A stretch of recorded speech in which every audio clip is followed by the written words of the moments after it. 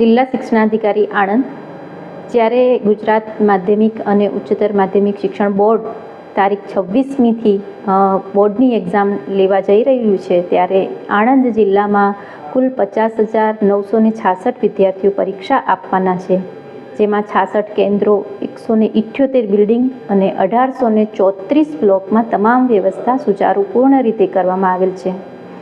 જેમાં દિવ્યાંગ વિદ્યાર્થીઓ હોય તો તેના માટે ગ્રાઉન્ડ ફ્લોર ઉપર વ્યવસ્થા કરવામાં આવી છે, તથા દિવ્યાંગ વિદ્યાર્થીઓને લહિયા માટેની જ્યારે સગવડની જરૂરિયાત હોય તો લહિયાની સગવડતા પણ અત્રેથી મંજૂરી આપવામાં આવેલ છે.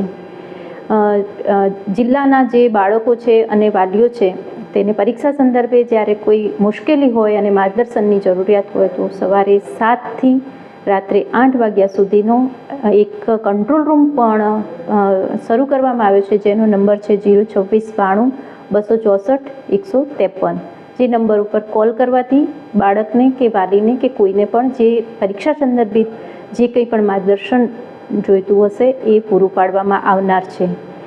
આમ આ ઉપરાંત તમામ કેન્દ્રો પર વીજળી પાણીની સુવિધા કરવામાં આવેલી છે, તથા તમામ કેન્દ્રો સીસીટીવી કેમેરાથી સુસજ્જ છે.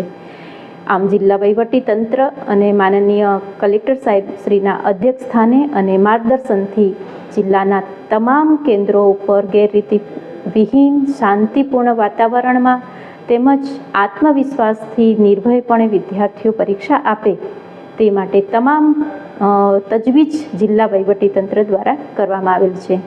આ ઉપરાંત જે પરીક્ષા આપનાર છે તે તમામ બાળકોને હું હૃદયપૂર્વક પરીક્ષાની શુભેચ્છાઓ પણ પાઠવું છું.